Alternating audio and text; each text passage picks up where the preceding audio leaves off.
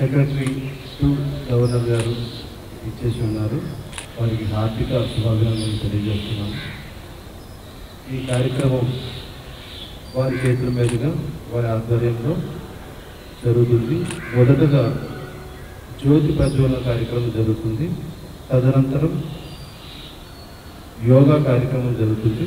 తదనంతరం పెద్దలు గౌరవనీయులు మన సెక్రటరీ గారు మనందరినీ ఉద్దేశించి కొన్ని మంచి విషయాలు చెప్పడం జరుగుతుంది.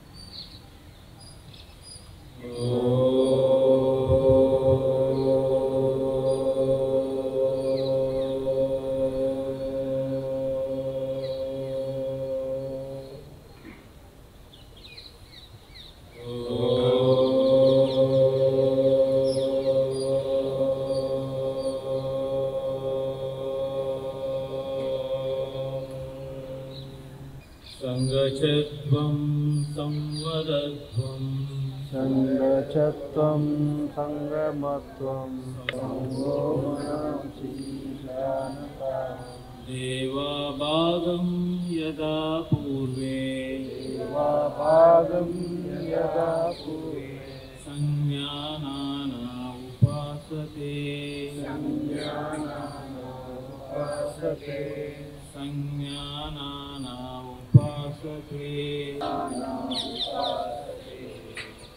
Thank you all.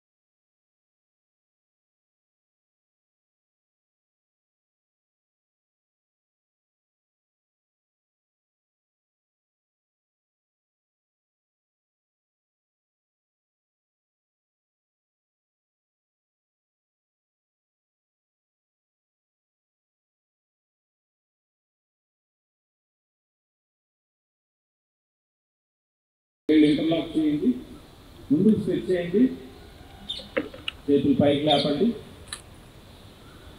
బాడీని బాగా పైకి స్ట్రెచ్ చేయండి. నెక్స్ట్ ఈజ్ వృక్షాసన్, పైన నమస్కార ముద్ర. అలా లేపలేని వాళ్ళు ఊరికే ఇలా చేతులు పైకి లేపి నమస్కార ముద్రలో ఉండండి, పర్వాలేదు. ఓకే, శ్వాస తీసుకుంటూ పైన నమస్కార ముద్ర. ఓకే, చేతులు తీసుకోండి, తల దగ్గర తీసుకురండి, బాడీని పైకి లేపండి, వదులుతూ తీసుకోండి. నెక్స్ట్ ఈజ్ అర్ధచక్రాసన్, సపోర్ట్ వస్తుంది. ఇప్పుడు మీరు కాళ్ళు వంచుకుంటే మోకాళ్ళు ఓన్లీ తల వెన్ను ఎంతవరకు బెండ్ అవ్వగలిగితే అంతవరకే బెండ్ అవ్వాలి. శ్వాస తీసుకుంటూ పైకి రండి, చేతులు వదులుతూ శ్వాస, చేతులు దించాలి. Next is trikonasan. ఎంతవరకు బెండ్ అవ్వగలిగితే అంత చూడండి ఒకసారి. మీరు ఇక్కడే టచ్ చేయలేదు, అక్కడే టచ్ చేయండి. ఆ వేళ్ళని చూడాలి, మధ్య వేళ్ళని చూస్తూ శ్వాస సాధారణంగా తీసుకుంటూ వదులుతూ ఉండాలి. ఓకే, శ్వాస తీసుకుంటూ పైకి రండి, వదులుతూ ఎడమవైపుకి, పైన చూడండి, కుడి చేయి స్ట్రైట్గా ఆకాశం వైపు ఉండాలి. రిలాక్స్ అవ్వండి.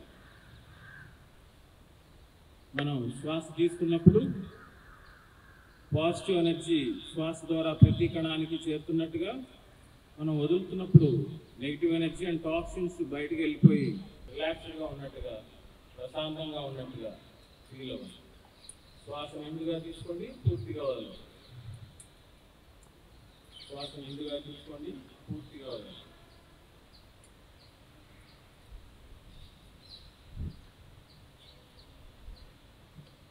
శ్వాస సాధారణంగా తీసుకుంటూ వదులుతూ ఉండండి.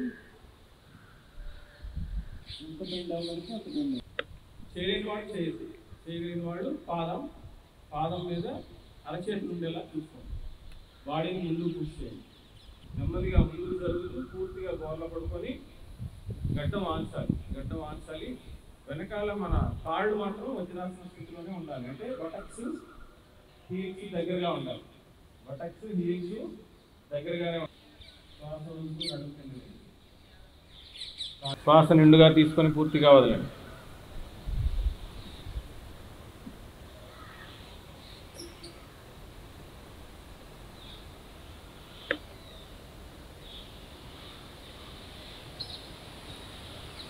నెక్స్ట్ ఉత్తాన శ్వాస తీసుకుంటూ కుడి కాలు 30 degrees లేపండి, మోకాలు వంచుకుంటూ స్టిఫ్గా ఉంచాలి. వదులుతూ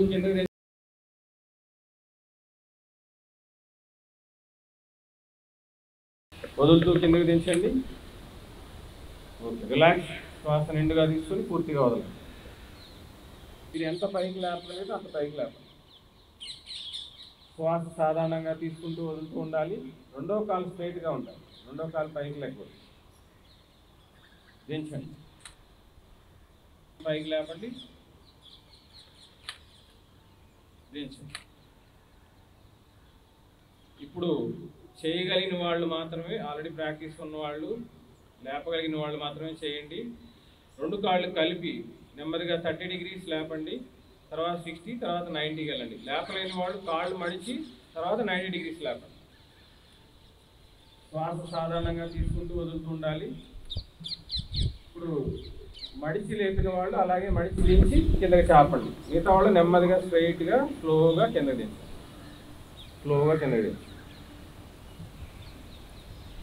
ఇది అర్ధహలాసన్. It's very good for abdomen. నడుము లేని వాళ్ళు మాత్రమే తలలేపి మోకాళ్ళ మధ్యలో మన ఫేస్ గడ్డ ఉంచేలా ట్రై చేయండి.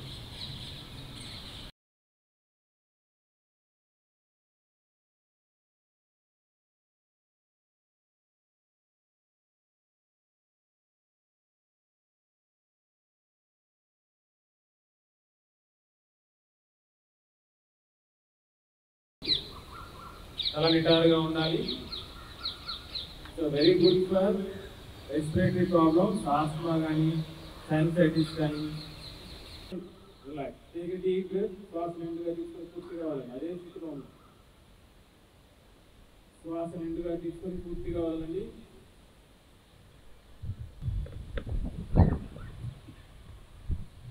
తీసుకున్న తర్వాత ఉంగరం వేలుతో ఎడమ ముక్కు ముయ్యండి, తీసుకోండి.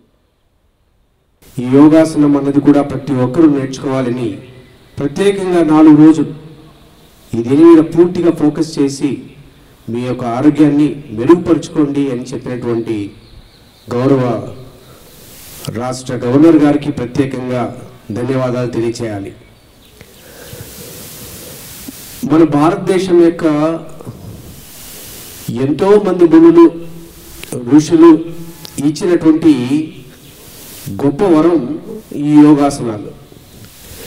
ఈ యోగాసనాల యొక్క సిగ్నిఫికెన్స్ని, ప్రాధాన్యతని యావత్తు ప్రపంచమంతా చాటి చెప్పినటువంటి వ్యక్తి మన ప్రధానమంత్రి గౌరవ నరేంద్ర మోడీ గారు.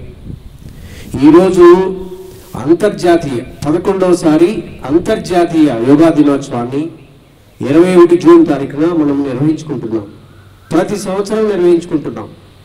దీని ద్వారా ప్రపంచంలో ఉండేటటువంటి యువతకు కావచ్చు, మానవులకు కావచ్చు, ప్రతి ఒక్కరికి ఆరోగ్యాన్ని ప్రసాదించాలనేటువంటి ఉద్దేశంతో ఈ కార్యక్రమాన్ని మన భారతదేశం నుంచే మొదలుపెట్టడం జరిగింది. అంతర్జాతీయ స్థాయిలో కూడా ఈరోజు వేలాది మంది, కోట్లాది మంది ఈ ఆసనాలు వేయటం నేర్చుకోవడం జరుగుతూ ఉంది.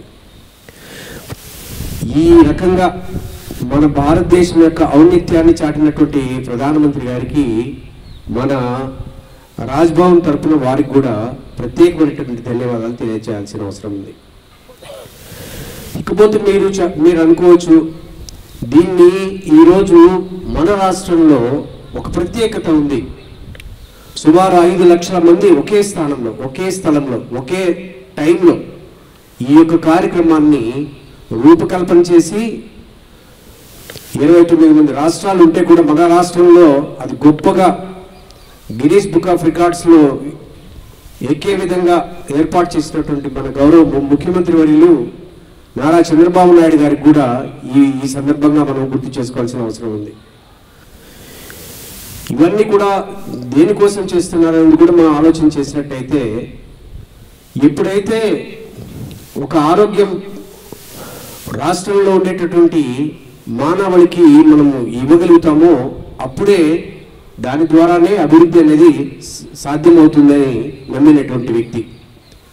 అందుకే నిరంతరం యోగాసనాలు, యోగాభ్యాసము, అలాగే ప్రాణాయామము, అలాగే ధ్యానము, ఇవన్నీ నిరంతరంగా ప్రతి వ్యక్తి యొక్క దినచర్యగా రూపకల్పన చేసుకోవాలి అని చెప్పినటువంటి వ్యక్తి గౌరవ ముఖ్యమంత్రి వర్యులు.